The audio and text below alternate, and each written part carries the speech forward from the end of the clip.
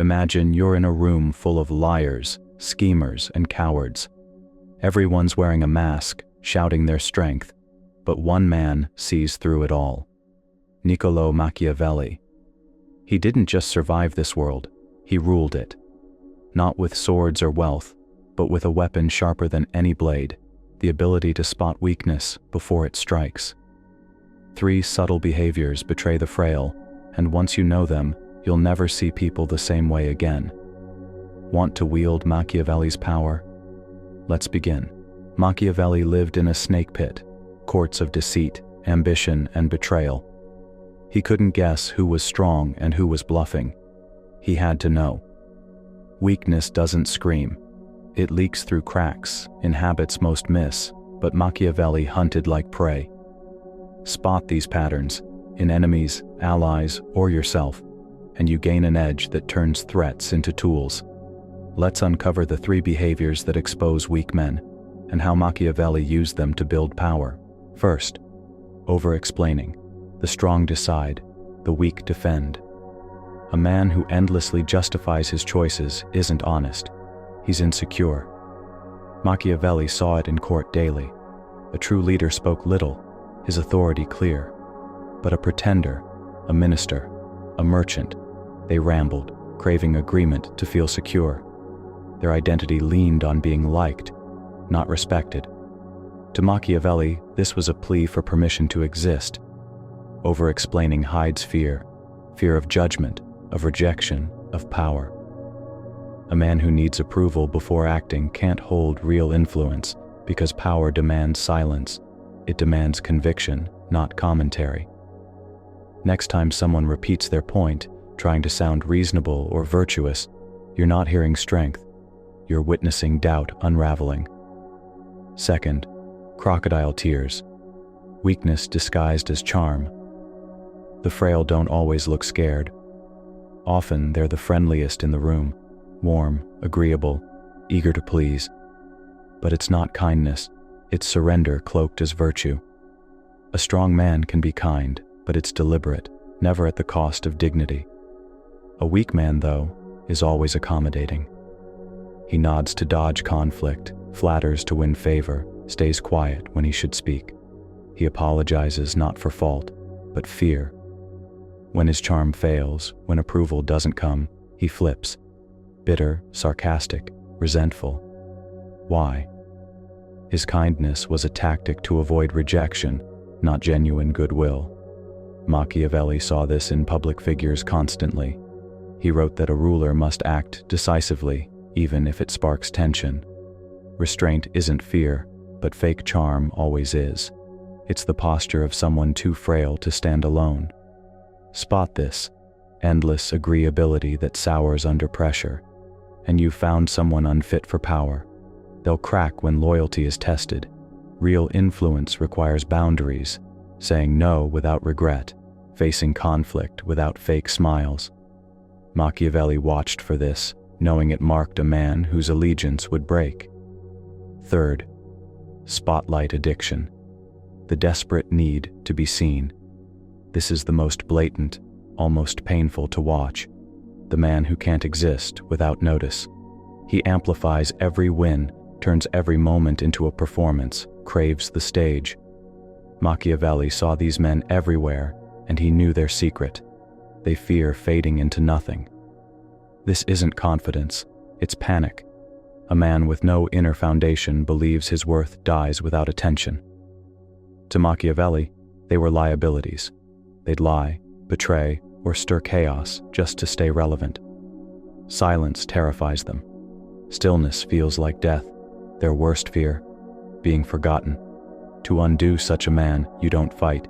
You ignore him, cut the applause, make him invisible, and watch him crumble. While the strong build in quiet, striking without warning, the weak can't survive without an audience. They're predictable, easy to manipulate, impossible to trust. Machiavelli feared weakness more than evil. A wicked man has purpose. A weak man wants everything, but will trade anything to get it. Combine these traits, the justifier, the charmer, the attention seeker, and you get a void. A man so hollow, He molds to anyone stronger. That's what Machiavelli dreaded most, not the bold or cruel, but the empty, ready to be filled with destruction. But he didn't just spot weakness, he weaponized it.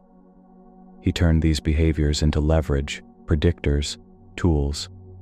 Spotting fragility early meant the difference between power and betrayal. Weak men don't just fail, they melt.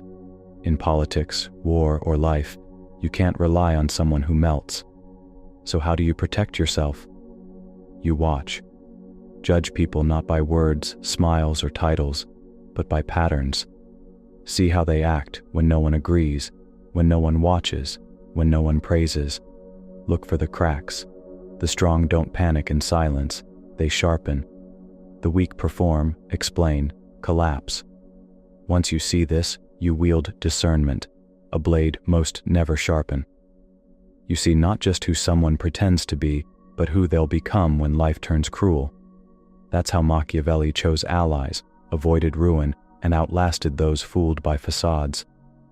He didn't just identify weakness, he climbed it. While others scorned fragility, he used it strategically.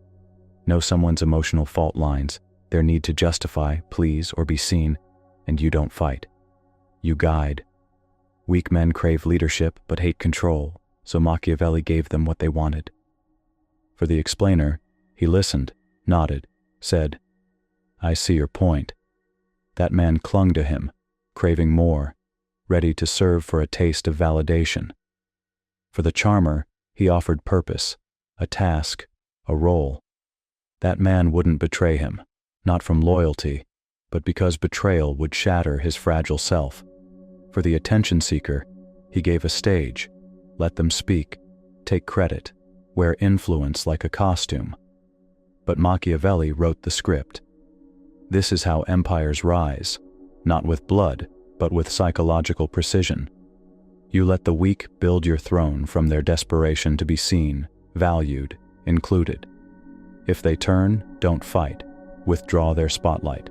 Let them implode, chasing relevance. Nothing breaks a weak man faster than invisibility. Machiavelli's sharpest rule: never let a weak man think he's your equal. The moment he does, he dreams of rebellion. Keep the gap wide. Reward just enough to keep them striving, never enough to think they've surpassed you. If they challenge you, don't strike, replace them. Weak men are endless, but there's only one of you. This is the Machiavellian way, not force, but instinct. Not managing people, but orchestrating their insecurities until they call it loyalty. You don't need a crown or a loud voice. You need understanding and silence. The best control feels like friendship, guidance, presence. Weak men chase cues, not truth. They move toward approval like moths to flame. Shape their actions without effort, and you'll navigate any arena as Machiavelli did. He played the listener, the anchor, the director, feeding their flaws just enough to keep them moving. In return, he gained loyalty without asking, obedience without commands. The key to this power: invisible control. They think they chose to follow. They pride themselves on serving you, not because you demanded it, but because you didn't have to. Here's how to wield it. First, speak less. Let silence force them to reveal themselves. A rare nod, a brief word, it becomes gold. They chase it, driven by a need you planted. Second, be their calm in chaos.